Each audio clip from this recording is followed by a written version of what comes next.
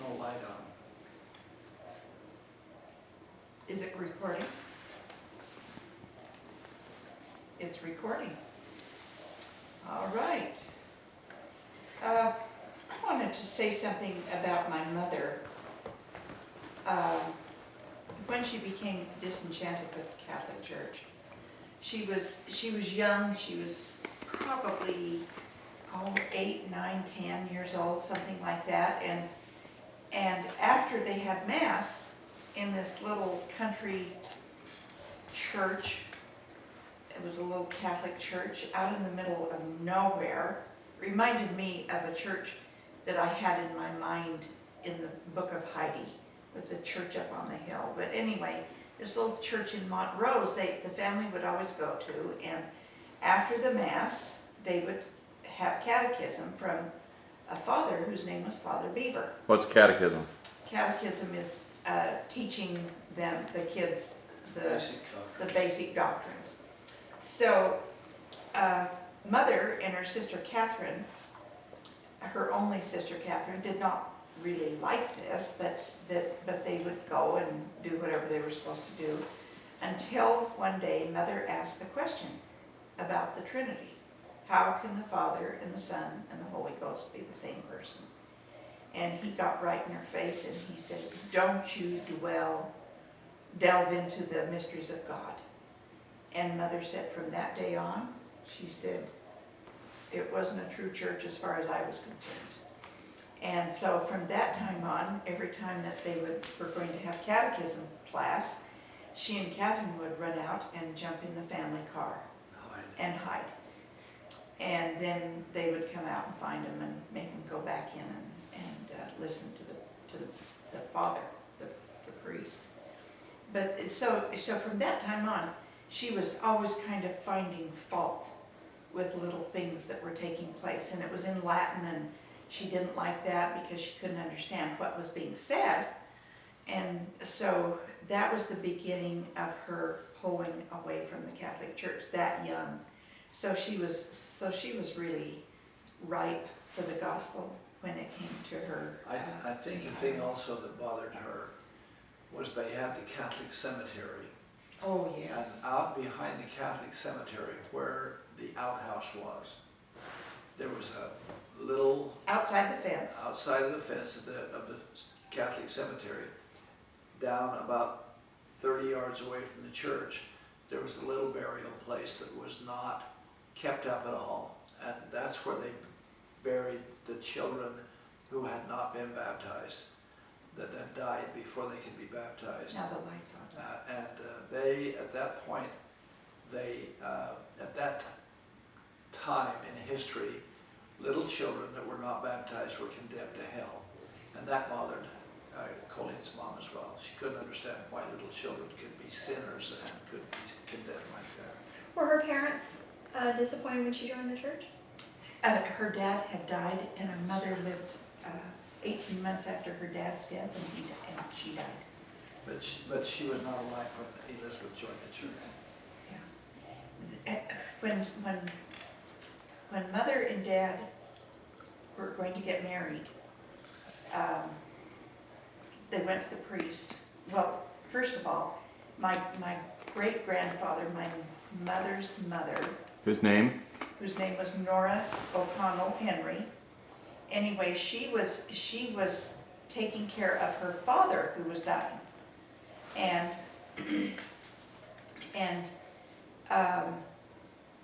they came and said, Cliff has a few days off.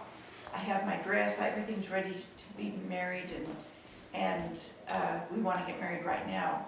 And she said, well, go ahead and get married, but why don't you go see the priest first? Well, they went to see the priest, and the priest says, well, I'll do it, but you, Cliff, you have got to sign that you will have all of your children baptized in the Catholic Church. And Dad said, there's no way I'll do it. He says, I just will not do it. And he says, well, then I can't marry you. And so my grandmother said to Mother and Dad, well, then why don't you go up to Hot Springs, South Dakota, which is out of state. you don't need to have blood tests and you don't need all this and that and the other. And so why don't you go up there and get married tonight? And so that's exactly what they did. They went and got 2 uncles and drove up to Hot Springs, South Dakota, got the judge out of bed at 11 o'clock at night, and he married him.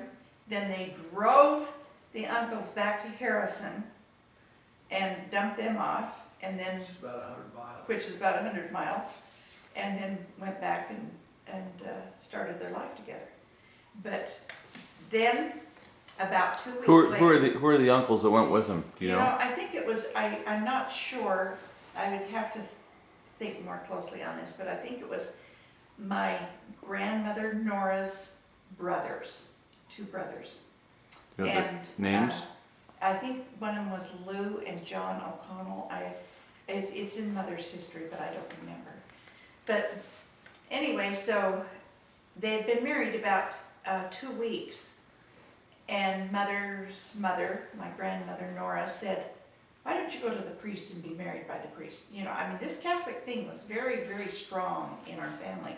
So they went to the priest again, and he said, "Well, Cliff, you've got to sign this." And Cliff says, Dad says, "I'm not going to." And he says, "Oh, it's just a form anyway." And he married her.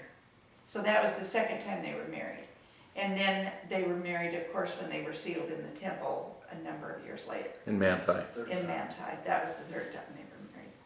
So they always say we redid our vows on 3 different occasions. But anyway, that was kind of the beginning of Mother pulling away from the Catholic Church.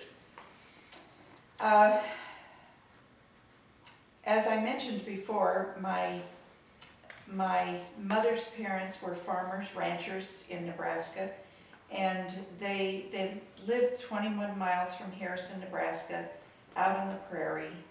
And to do that, they sold a house that my grandfather had built in Harrison, and they'd lived in for probably 3 years in a brand new house in town, and they had water and they had plumbing and electricity and all of that. And they moved out on this prairie, and she had to do everything from make her own cottage cheese and head cheese and smoked hams she had to do everything by hand. Raise the garden, canned all the food. She was evidently a marvelous, marvelous, capable person that way. He was a very smart man. He was exceptionally good with numbers, with math, and did a lot in his head with his math. One of the things that happened to him prior to his death was that he had sold a herd of cattle over in Omaha, and he had just got the, what was it called? Circuit? No. It's Nebraska spelled backwards, and that's when you get the highest price for your cattle at the sale. Well, that's the kind of cattle he had, and he had got that, and he was figuring out how much a pound he made, and how much he had paid for him in the first place, how much feed they'd eaten, and yada yada yada, and he was figuring it in his head, and he had a wreck, and the steering wheel hit him in the stomach, and he started to bleed to death, and they removed his spleen. Well, from that time on, he was not a real healthy man, and died at age, I believe, 63. Now, what were their names? John Peter Henry and Elnora O'Connell. Elnora Mm-hmm.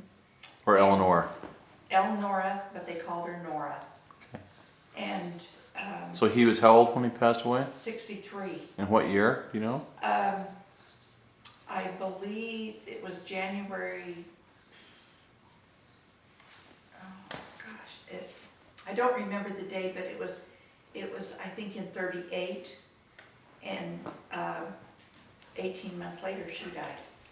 What did she die from? She died of spinal tuberculosis, spinal meningitis. She was up in the Black Hills on a little vacation and with some siblings, and started to get sick, and they called Mother and Mother and Dad came as quickly as they could, and they took her to Mayo Clinic, and she got sick on the 4th of July, and she was dead on, I think it was August 12th of 1939. And Doug was a baby, my brother, and at that point, Mother had lost her dad and her mother at age 23, and she was an orphan. And Catherine was not married, and here the two of these girls, Mother 23, Catherine 21, they were left with this 3,600-acre ranch. The only thing that saved them was there was no debt at all, and they had all these cattle. And that your dad had the skills to step in And That's right. he had the skills, but he wanted to do sheep.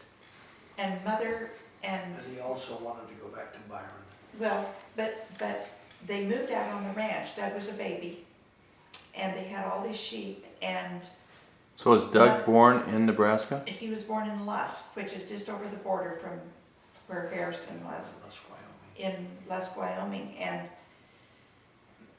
my grandmother Henry, Nora, and Mother and Dad and Doug lived out on that ranch. And Dad said every time I would come in the house, the baby would be crying, and Mother would be, Elizabeth would be crying, and Nora would be crying because they hated the ranch.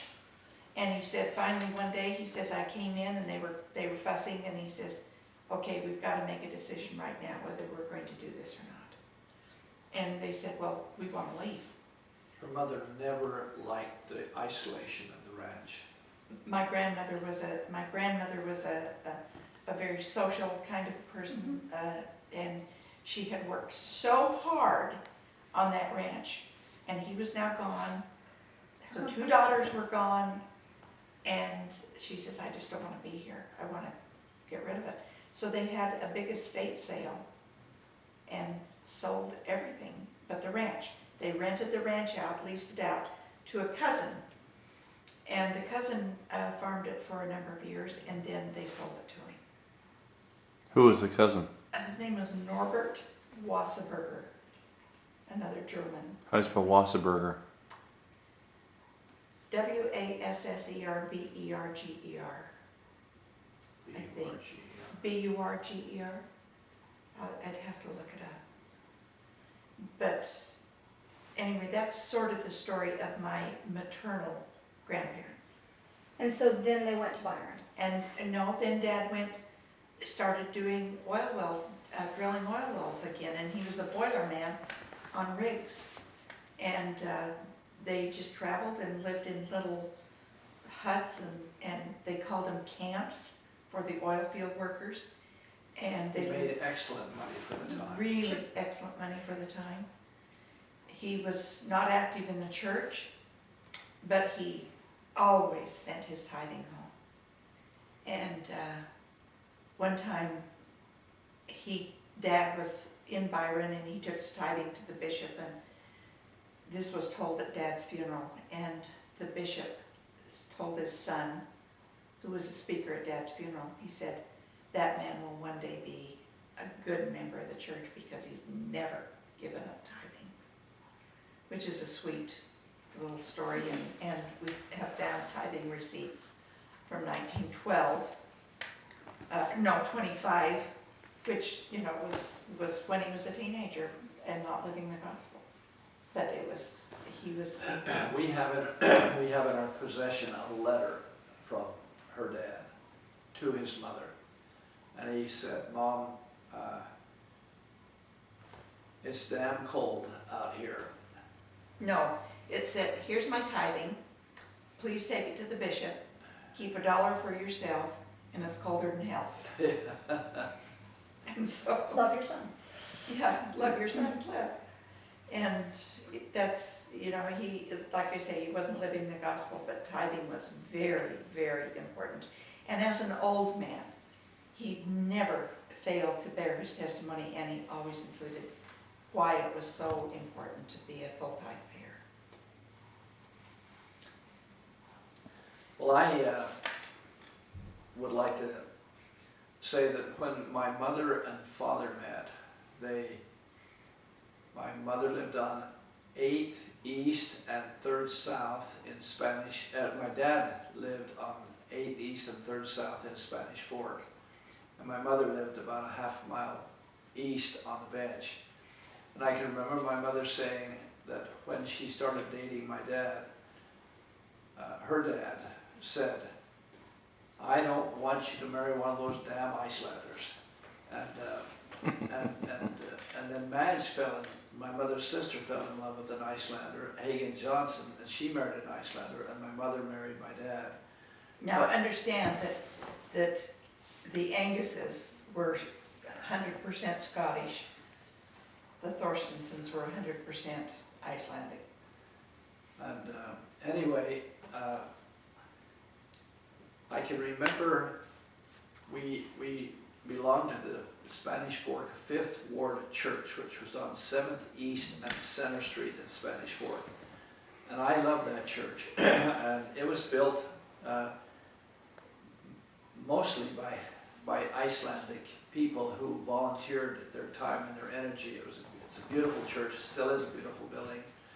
It was sold, and someone will turn it into a wedding reception center. But I can remember when we boys would play. We'd sneak into the church at night, and we'd play capture the flag inside the building. All the lights would be out. We'd be running and playing. On one occasion, as we were playing and having a great time, all of a sudden the lights went on, and there was the bishop and his 2 counselors.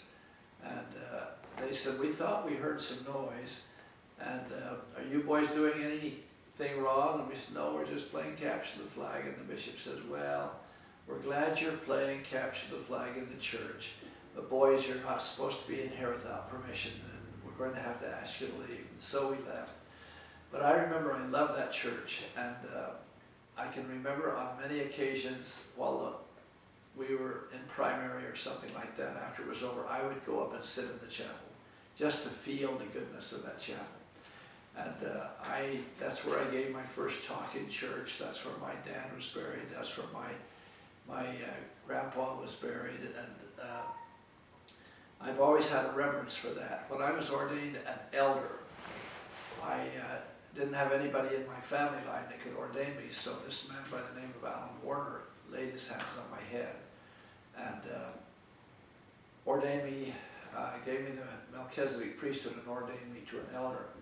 And after that was over, I walked out into the hallway. There was nobody else around, and I could hear all these voices. And they were happy voices. And I thought, where are those voices coming from? And it sounded like they were coming from up from down. And I looked around, and I walked around, and I went out and came back in and didn't hear the voices anymore. I walked in the other building and came back, and the other side of the building came back, and I didn't hear the voices. And about a half a dozen times afterwards, I went up to that same place to see if I could hear if I could find out if I could hear those voices again. But I have always been convinced that that was voices that were rejoicing over me being ordained an elder. And then I remember when I was ordained a priest, and they asked me to bless the sacrament. It's always a scary thing for a priest. And I remember during the song, I prayed to Heavenly Father. I said, "Please help me so that I don't foul this up." So I wanted to do it perfect. And I remember kneeling down, looking at that card, and all of a sudden, I was sort of lifted out of my body, and I looked down, and I could see myself reading that thing, and I thought, you're doing a pretty good job, Clark. And I heard myself reading that prayer, and when I finished, I went right back down into my body. That happened to me on one other occasion when I was making a presentation before the presidency of the church and the 12 apostles. And I can remember when I did that, my body. So you were before the prophet, first presidency, and the 12 apostles. Before the presidency and the council of the 12, and the other general authorities. Is the prophet there? Yes, and I felt myself rise up and look down there and saw myself giving that presentation to those brethren. And then when I got done came right back into my body, and I thought, there's something special about that, and I was so pleased that, because I could feel the Lord helping me. Anyway, when we were young, Dad, who was the prophet at the time? David O. McKay, David O. McKay at that time. I can remember when we were young, we had a church farm, and they would raise hay, and they'd raise potatoes, and they'd raise other things. And then when we harvested it, I remember one year we harvested the potatoes, and we teenage boys were there working on the farm. And they loaded up this big truck with these sacks of potatoes. And they said, who should we give these potatoes to? We've got extra ones. So I said, well, let's give it to certain people. And I remember we took it down to Sarah Jameson. She was a widow. She was not a member of the church. She was a Lutheran. But we were happy to take it to her because we didn't distinguish between Lutherans and Mormons and active and inactive. It didn't make any difference. We looked at the people rather than whether they went to church or not. When I grew up, hardly anybody went to church, so I loved them just as much as I loved the people who were active in the church. But I remember also when I was made a teacher and could home teach, I had a man by the name of Meeks Halliday as my companion. And he said, Clark, I'm going to teach you a lesson. He said, I want you to remember this, and that is never, ever not do your home teaching.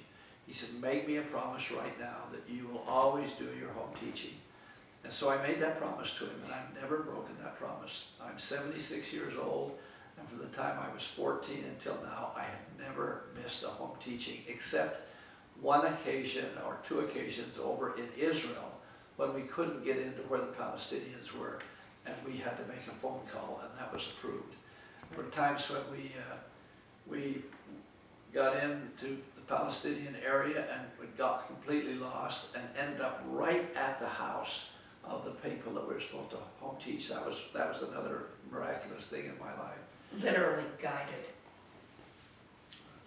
Because those people were very hostile to anybody with the kind of license plates we had.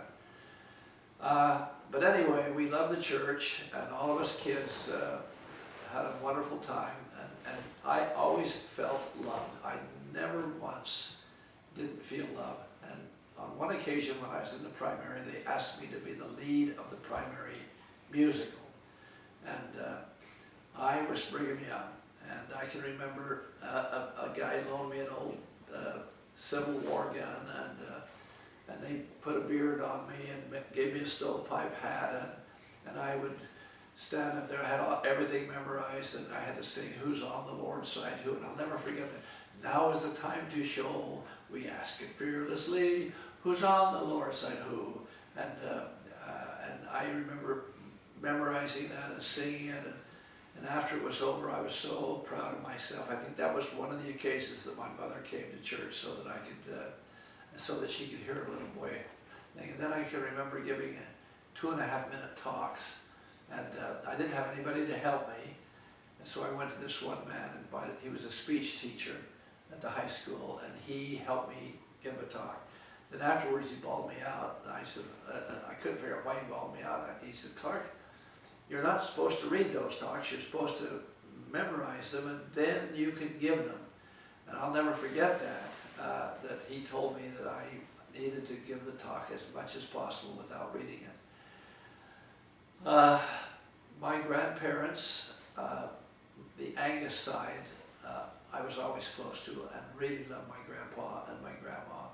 Their names? Pardon? What were their names? My grandfather was Wilford Woodruff Angus, and my grandmother was Harriet Hunter, but she died early. And How old was she when she died? My grandfather married Hazel Laverne Hunter, and How old was your grandmother when she died? I don't know, but she was She was young. in her 30s and she died from breast cancer. My So breast cancer is prevalent in your family, On his side. in Grandpa's family, because of Aunt Madge. Madge had Had breast cancer. and Arlene, my cousin. Arlene Huff had breast cancer, Right. and who else had breast cancer? Your grandmother. I think I don't that's, think Arlene we had didn't breast have very cancer. big families. We're not very extended.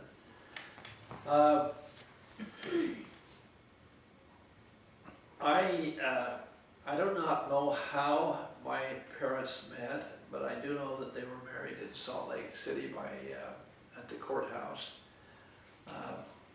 What day were they married? I do not know. I have all of that, but I think they were married in August.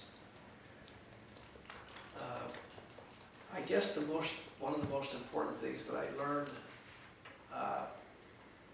from my dad was to be aware of who I was, and that I was an Icelander, and that was something that was special. My mother was always a little upset about that. She said, "You're also Scottish," but What percent are you Icelandic? half. And what percent are you Scottish? Half. But, Until you go back a few generations. yeah, you know, it goes way back, but